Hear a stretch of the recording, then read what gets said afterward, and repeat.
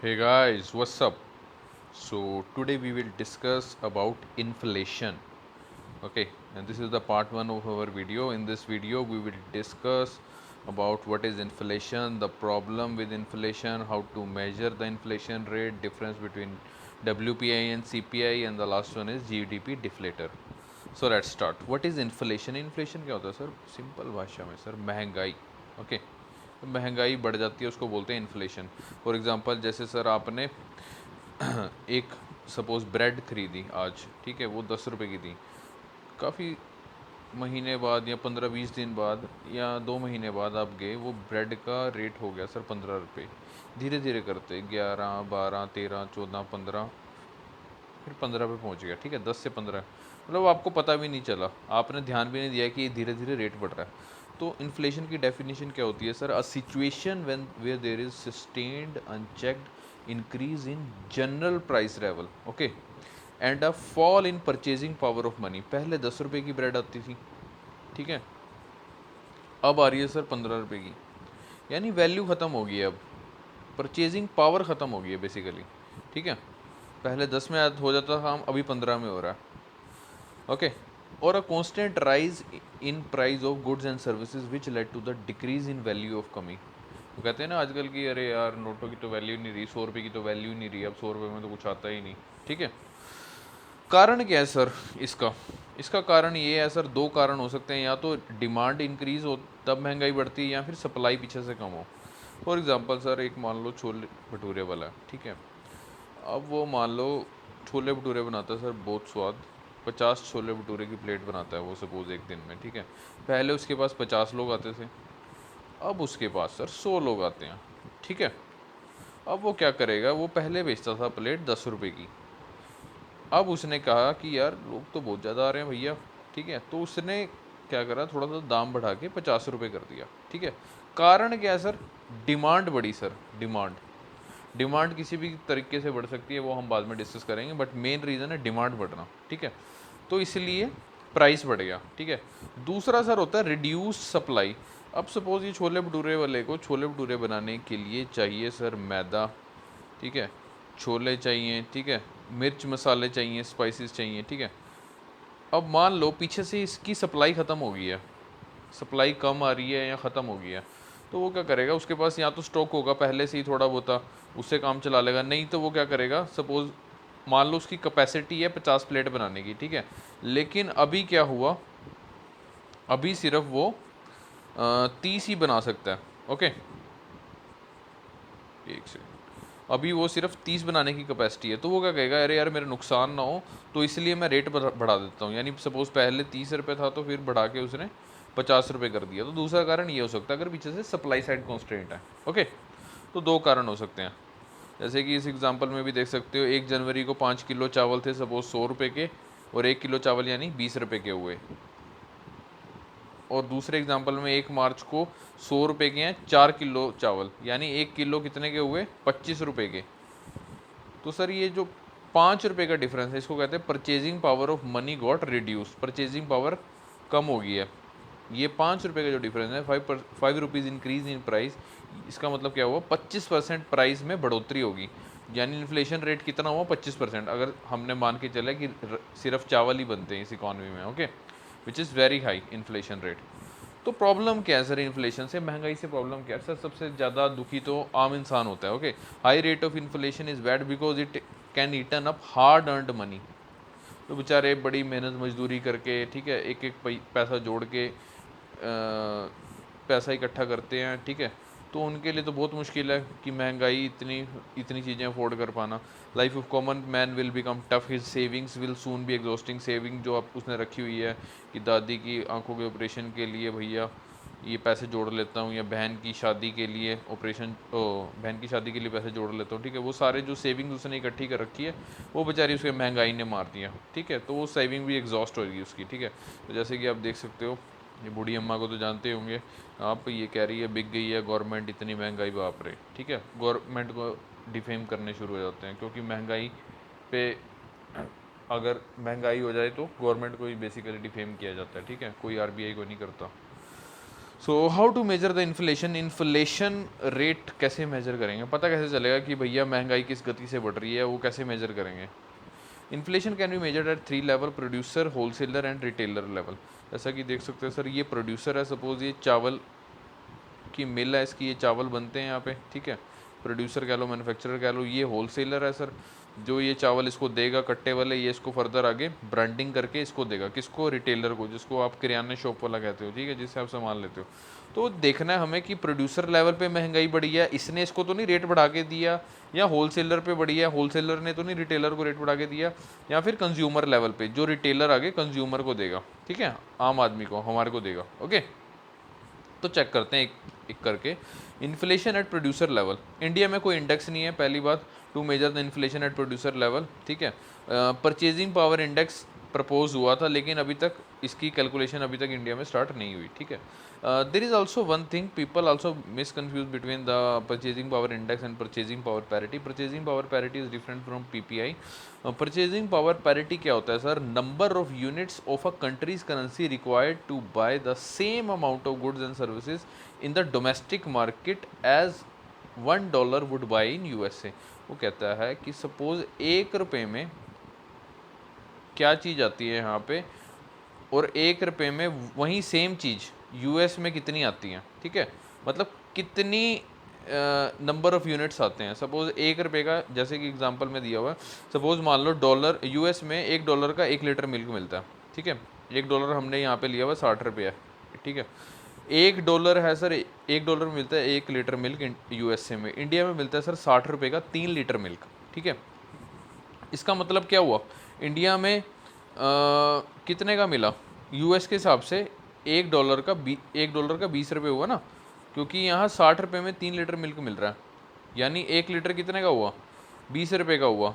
और हालांकि 1 litre milk US में कितने का मिल रहा है, $1 मिल रहा है, $1 का मिल रहा है। So this higher value production not expressed in market exchange rate to measure the GDP, ठीक है। तो इसलिए परचेजिंग पावर पैरिटी से देखना चाहिए, ठीक है, लेकिन हम लोग मार्केट एक्सचेंज रेट से ही देखते हैं सारे देशों की इकॉनमी।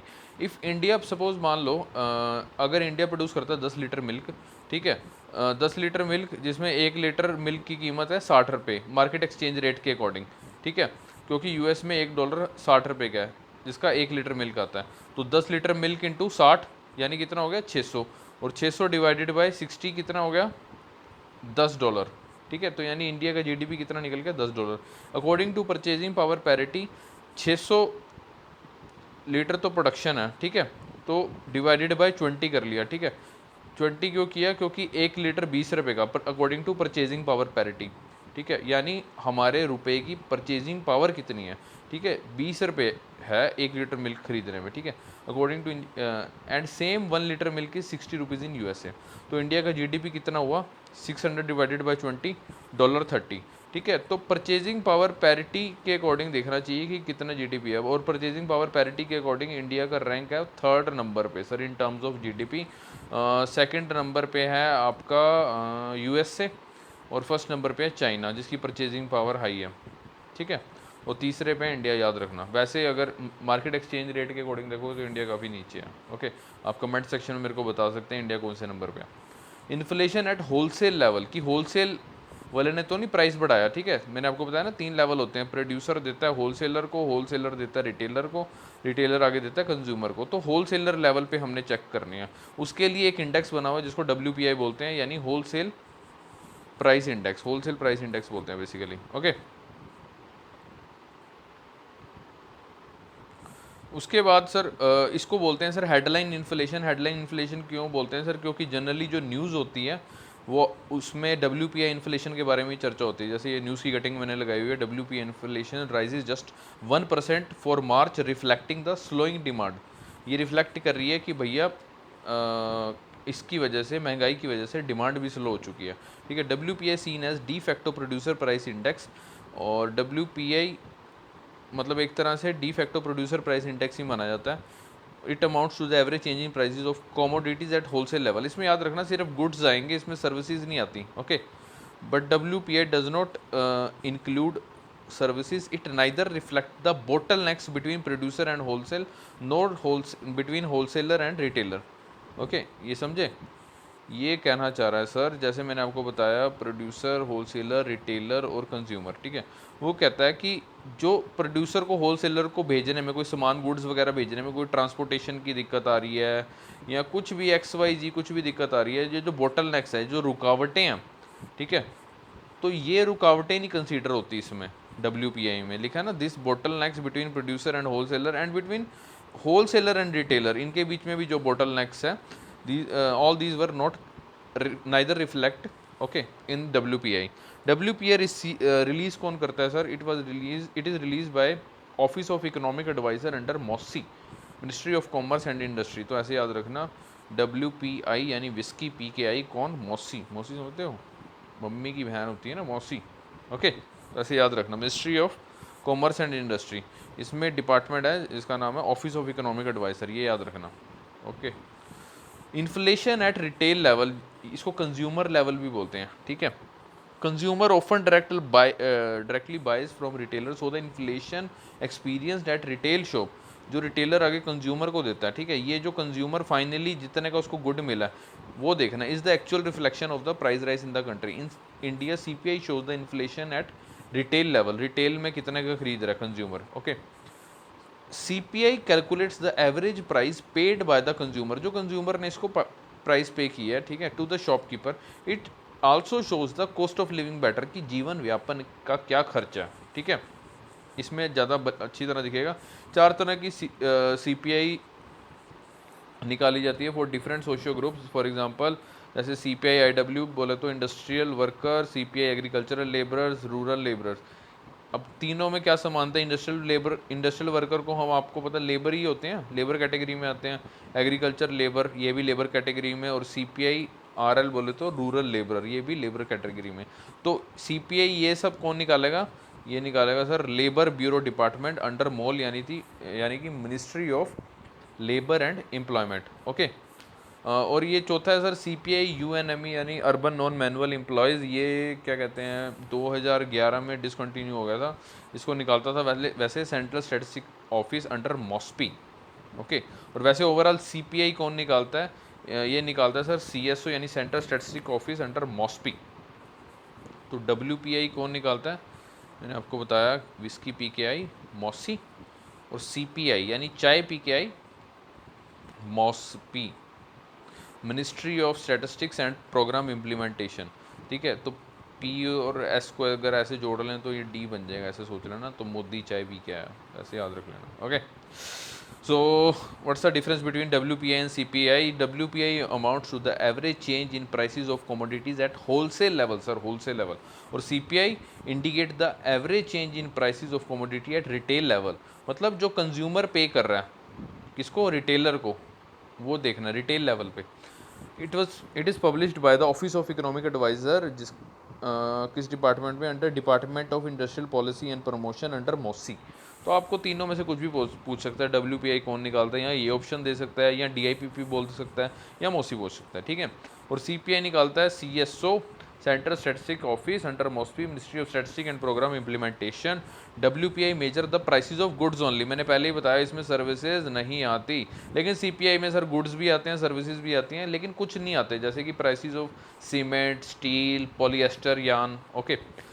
इसमें क्या होता है सर, क्या क्या मेजर होता है? Prices paid by the producer and wholesaler, ये प्रोड्यूसर, ये होलसेलर, ये रिटेलर, ये कंज्यूमर। तो प्रोड्यूसर ने और होलसेलर ने क्या प्राइस पे किया पीछे, मतलब प्रोड्यूसर ने क्या पीछे प्राइस किया रॉ मटेरियल खरीदने के लिए, और आगे होलसेलर ने क्या प्राइस पे किया प्रोड्यूसर को, ठीक है। ये दोनों कैलकुलेट होते हैं, प्रोड्यूसर एंड होलसेलर। और CPI में सिर्फ जो कंज्यूमर पे कर रहा है किसको? रिटेलर को, रिटेल लेवल प्राइस, ओके। और क्या डिफरेंस है सर? इसमें 697 आइटम्स कवर होती हैं, primary fuel and power and manufactured product. CPI में सर 448 रूरल बास्केट में और 460 अर्बन बास्केट में, ये रट लेना सर, पूछ लेता कई बार। बेस ईयर इसमें 2011-12 है, इसमें बेस ईयर 2012 है। It is used by only few countries including India, ठीक है, एक्सेप्शंस आर एवरीवेयर। CPI सारे 157 कंट्रीज यूज़ करती हैं। Data released on primary articles fuel and power on weekly basis. Sir जो प्राइमरी आर्टिकल्स फ्यूल और power से related जो data है वो तो पब्लिश होता है वीकली बेसिस पे, ठीक है। और जो CPI है ये मंथली बेसिस पे, हालांकि जो ओवरऑल WPI है ये मंथली बेसिस पे ही होता है, ओके, ये ध्यान रखना। और किस फॉर्मूले से कैलकुलेट होता है WPI? Laspeyres formula, okay. CPI also Laspeyres formula, okay, दोनों कैलकुलेशन लेस्परे फॉर्मूला से होती है, ओके। उसके बाद सर आता है GDP डिफ्लेटर। GDP डिफ्लेटर क्या होता है? It is also known as implicit price deflator. It shows the extent to which the increase in GDP has happened on account of higher prices. यानी ये actually show करता है कि price बढ़े, किस वजह से बढ़े, ठीक है। कि GDP में अगर सपोज बढ़ोतरी हो रही है तो वो चेक करेगा कि ये दाम बढ़ने से तो नहीं हुआ GDP इंक्रीज हमारा, ठीक है, rather than increase in output, okay. उसके बाद आता है sir it covers entire range of goods and services. जैसे मैंने आपको बताया सर CPI WPI में कुछ लिमिटेड आइटम्स होती थी, ठीक है, दोनों में। इसमें WPI में 697, इसमें 448 रूरल और 467 अप्रोक्स उसमें क्या कहते हैं रूरल अर्बन बास्केट में, ओके। तो इसमें लिमिटेड होती हैं सर कमोडिटीज़, इसमें sir entire range of goods and services as against limited commodity basket for WPI and CPI। It is the most comprehensive measure of inflation. आपसे prelims में question पूछ सकता है CPI WPI GDP डिफ्लेटर में से कौन सा कॉम्प्रीहेंसिव मेजर है, ओके। तो the answer here is GDP deflator. It changes in consumption pattern और introduction of goods and services automatically reflected in GDP deflator. भी कंजम्पशन पैटर्न में चेंज हुआ है, दुनिया ने पहले चाय पीती थी, अभी बियर पीनी शुरू कर दिया है, महंगी चीज़ें, ठीक है। तो कंजम्पशन पैटर्न में जो चेंज आया है वो पता चल सकता है इसमें। और नए अगर कुछ गुड्स एंड सर्विसेज आए हैं जिनकी वजह से पुराने बिकने बंद हो गए हैं या प्राइसेस बढ़ गए हैं उनके, तो क्या कारण है वो बेसिकली GDP डिफ्लेटर में बदलता है। It is available on quarterly basis. तो जैसे कि मैंने आपको बताया कि CPI भी मंथली बेसिस, WPI भी मंथली बेसिस, और GDP डिफ्लेटर जो है ये होता है सर क्वार्टरली बेसिस पे, ठीक है, ये ध्यान रखना आप। GDP डिफ्लेटर का फॉर्मूला होता है sir nominal GDP divided by real GDP into 100। Next video में हम पढ़ेंगे नॉमिनल GDP क्या होता है, रियल GDP क्या होता है, okay. So thanks for watching, please review share and subscribe and like, thank you.